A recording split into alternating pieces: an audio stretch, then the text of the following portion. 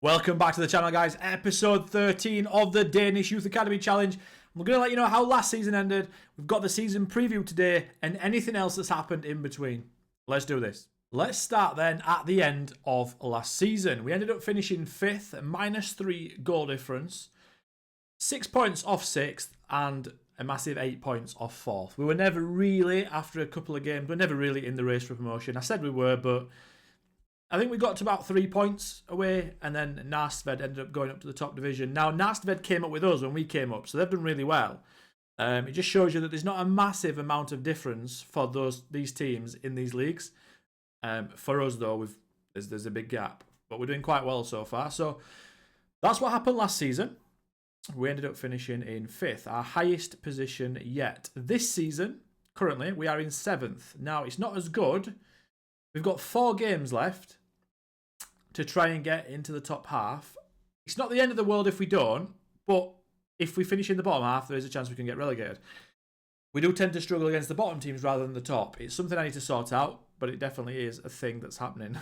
We've got a +6 goal difference, which is nice. I do think we're about where we should be. I've introduced a few more youngsters this season as well, so that's probably why.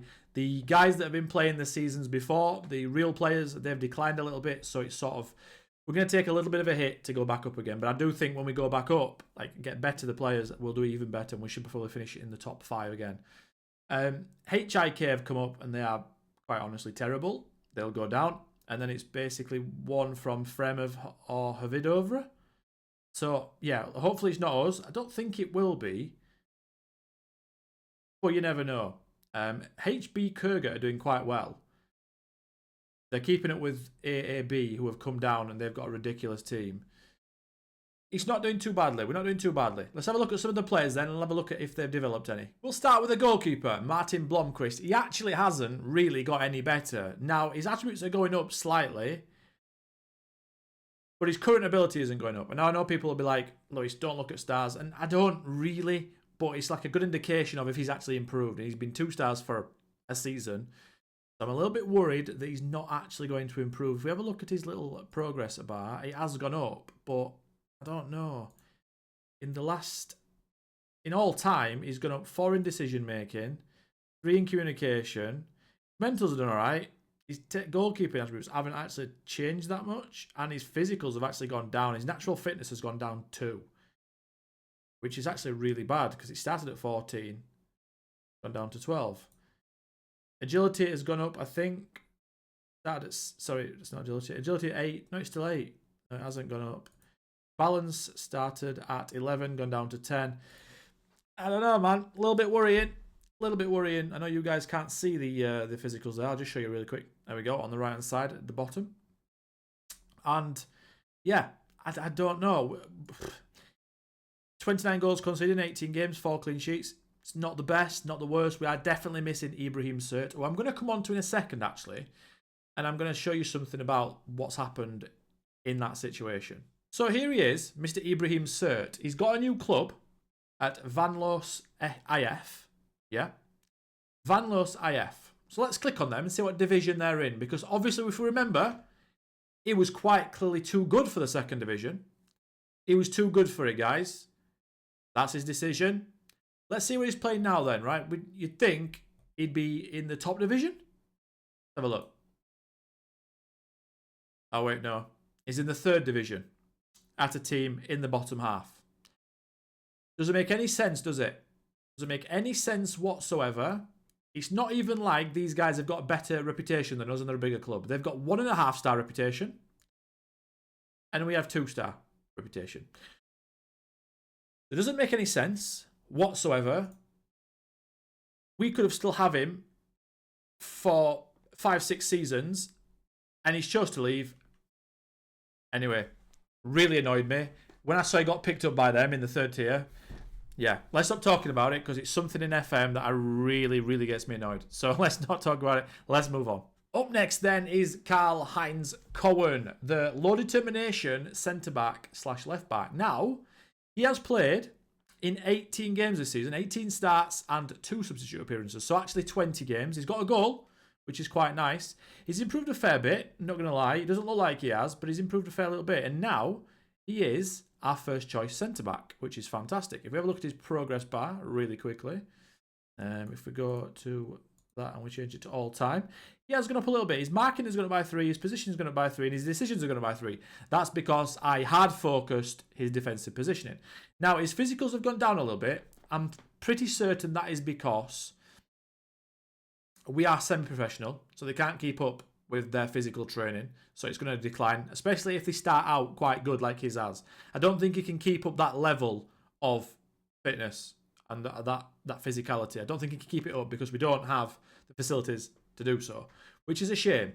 But mental attributes seem to be improving quite well on people, so that's quite good. But he's our first choice left centre back now, very, very good, and yeah, he's won a few headers, a few good tackles. I don't really notice him making mistakes, so fingers crossed he keeps going there. Next up, we've got Kevin Christensen, our centre midfield attack. He's only started 9 times this season, 7 substitute appearances, 3 goals, 4 assists. He does honestly perform quite well. So sometimes I end up putting him on the bench, and I don't know why. I don't think I've sort of got him in my mind as a first teamer, and I need to do. I keep playing Jensen, the older guy. It's daft. I'll stop doing it. Promise. So let's have a look at his progress bar. I don't think he's improved too much over time. Oh, do you know what? Yeah, his technicals have actually gone down. His free kicks have gone down by 4. Now, I don't understand why that is. His long throws has gone down and his penalty taking. So what's happening there is they're making room for these ones to go up, which is worrying because that seems to suggest he's not got any potential because it's making way. I do think he's got a little bit of potential, but again, facilities, the fact that we're semi-professional, not helping us out at all. His acceleration, though, has gone up by 5, which is absolutely insane. It started at 7, he's now 12. Pace gone up by 2, stamina up by 3. Balance has gone down 2, which is annoying. Anticipation up 3, composure up 2, leadership up 2, vision up 2, work rate down 1, which is not very good. But he's only a balanced personality. He's got 13 determination. Actually, did it say his determination went up? Because I would quite like to see that if it has. Looks like it has, you know. That one, isn't it? It's not, by 1. It's not too bad. But yeah, he does all right. He plays quite well. He's got a good long shot. He's only got 4 long shots, but he's actually quite good at long shots. 3 goals out of 1.77 XG, which is really nice. But yeah, he's doing all right in centre midfield attack. I'm going to keep him there for now. On the right wing, then, we have Mads Ephraimson. I don't know about this guy. I don't know. Sometimes he does something and I'm like, oh, we've got a good player here. And then sometimes he just gets a 6.3, 6.4, like in about 4 games in a row. And I'm like, I do understand that all these guys are playing way above their level, right? Half of these players, apparently, if we have a look, I think they're still like operating at the DS level. Now, DS level is in the Denmark Serien, it's called, which is the 5th tier, which is where this team, Slayels, actually start. They're in real life, but obviously we holidayed the season and it was into the 4th tier. So even in the 4th tier, these guys would be considered not good enough for that tier. Now, we're in the 2nd, so you can see the difference, right? There's a big jump between the 3rd and the 2nd. 4th and 3rd, there wasn't really. 3rd and 2nd, big jump. And 2nd and 1st will be even bigger. As is pretty much everywhere around the world. Top division is always massive difference. But I am now working on his ball control, I'm pretty certain. I am. He starts right wing for us. He's played 10 starts, 6 substitute appearances. He's got 4 assists, which is nice, but he hasn't scored from 1.34 XG, which is not great. He does miss a few chances. If we look at his progress, I think his progress will look better. Yeah, he does, which is nice. There's a lot more upward arrows, which suggests that he's got genuine potential. Again, I don't 100% know that, but it's making way from areas that he doesn't really need. Like free kick taking's gone down, corner taking's gone down, penalty taking's gone down, long throws. It suggests the game is thinking that he doesn't need them, but he does need like physicals and a few mentals and a few technicals. So like his dribbling, his crossing, his technique. Now I am working on that. I'm going to try and get these up even further. I can get dribbling to 12, first touch to 12, and technique to like 13, and a bit more on his pace. We've got a nice little steady winger. I am going to give him a trait, which is knock balls past opponent, because he can't really dribble and he's got good acceleration. I do want him to use that pace. But for right now, he's got runs with ball down right, which is exactly what I want him to do. Tries killer balls often. He came with that, but I don't mind that because if he sees one on, he'll try it. The best one of the lot next then is Kim Rask Heitman. This guy is very, very good. He's got 7 goals in 11 starts, 5 off the bench. I think he got an injury, which I had to sort of ease him back in. But this guy is improving very, very well. Now, his personality's changed from professional to resolute. It's not as good.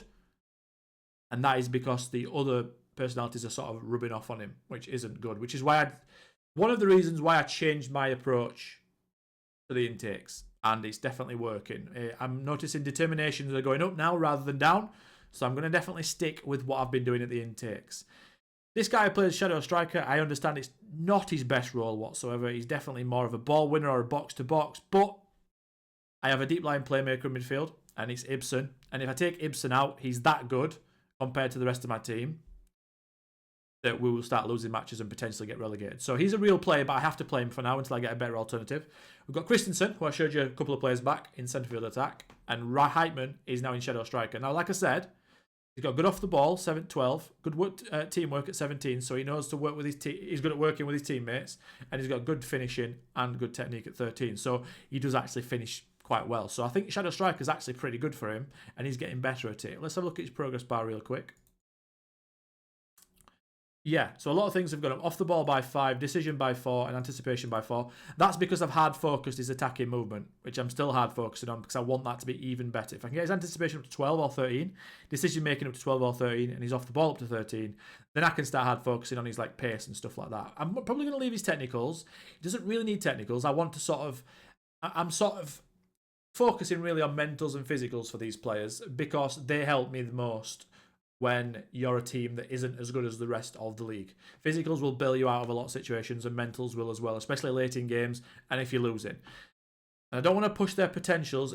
I've got to sort of expect that they've not got the highest of potential abilities because I can't see them, and we're not a big club or a very good facilities, etc. So I'm just expecting that they've not got the best potential. So I'm trying to put all the attributes into areas that I actually need. So like I said, you can definitely see that I've focused his mental attributes. He's really looking good. I've just given him a new contract, or I'm trying to. It's £150 a week with 2 years now. It's only going to December, which is not ideal, but optional contract extension of 2 years. So when he flips to 18, I can trigger that, and I can get him for an extra 2 years. Just in case he starts flying and we potentially lose him, like Ibrahim Sert. Still annoys me that. Anyway. So next then, we've got Rasmus Thomason. He has played 15 games. Disappointing as Rasmus. Disappointing is the only word I can use for him. Now, if you look at him, he's a little bit like Mads Ephraimson, but he's a bit better mentally. So I would have thought he would play better, but he actually doesn't. 1 goal, 1 assist. Now, I'm introducing, because we're at the break now, I'm introducing the guy from the last intake, Falster. Or is it Falster? We'll get to him in a second. The striker that came through the pressing forward. Now, I'm hoping with him in the team, my wingers start playing a bit better because he's better than my other striker. So let's see if their output changes. I think now I'm working on this guy's off the ball, on his ball control as well. I'm just going to try and get his dribbling, his first touch up a little bit because his physicals are fine, his mentals are fine. I don't know. He doesn't really do anything. He's a weird one. I feel like he should be play better than he does. Probably something I need to fix, but for right now, he starts because I want his potential to go up, and I'm hoping at some point that a few attributes will go up and he'll start performing. And really, my other alternative is a real-life player who's quite old, and we don't want that. We want to be playing the youngsters. So Rasmus Thomason on the left wing, disappointing. Here he is then, Jonas Falster. This is the guy I was talking about. This is the guy that we got in last year's intake. He's got 16 goals in 18 games for the under-19s, but we've now promoted him because he's now 16. He turned 16 the day before this, which is very good. He's not played, obviously, in the first team yet. Slightly annoying that you can't play 15-year-olds, but it's fine. He's had a good little bit of development in the under-19s. He's now ready to start in the big leagues. He is looking quite good. I'm going to start him as a pressing forward, I think, because that's what suits his attributes better. Good aggression, good work rate, and all that good, decent stamina as well. I have noticed as well, he's only 5'6". He actually came, when he came through, at 5'5". So he's already grown 1 inch, which is quite cool. And his jumping reach has gone up by a few as well. So if I look at his progress, and this is like about, 6 months worth? No, it's about 9 months worth.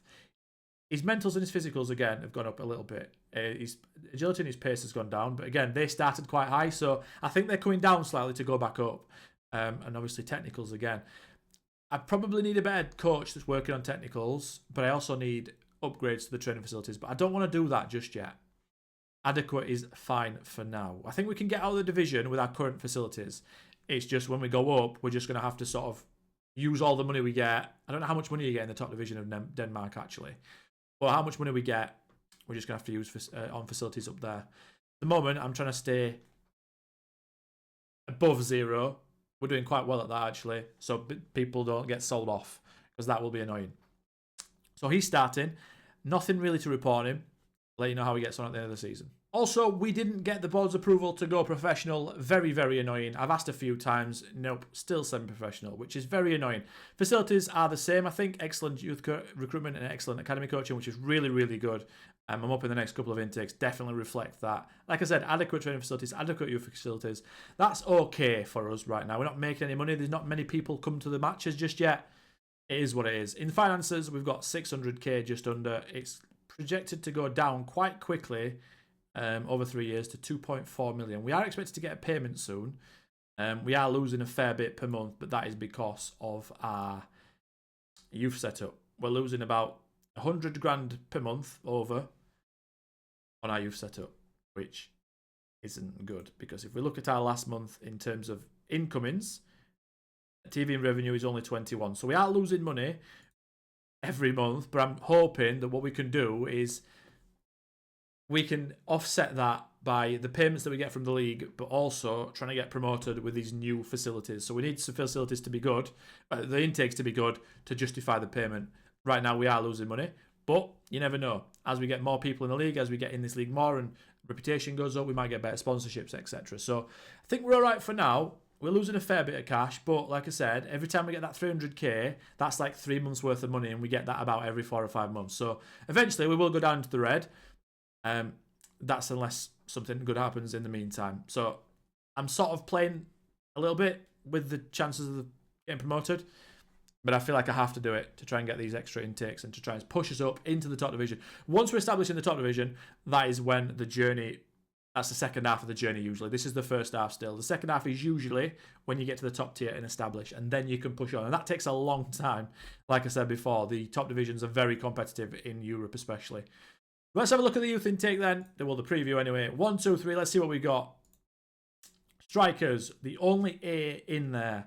Fullbacks B, centre-backs B, centre midfielders C, wide midfielders C. Now, I don't think I'm going to pay too much attention to this, but I do like to put it at the end of the video because I know a few of you guys will like it as well. It's only going to be a 4.5 star intake. We've still got Michael Murillo Hase on the development and the youth intakes. Professional personality. We'll see.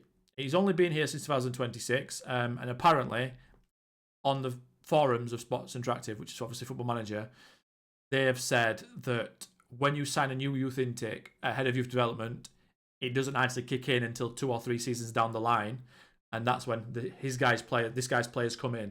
So on that notion, we are still operating. The players that are coming through the intakes right now, or the last couple, haven't actually been this guy's players. He's just been sort of training them.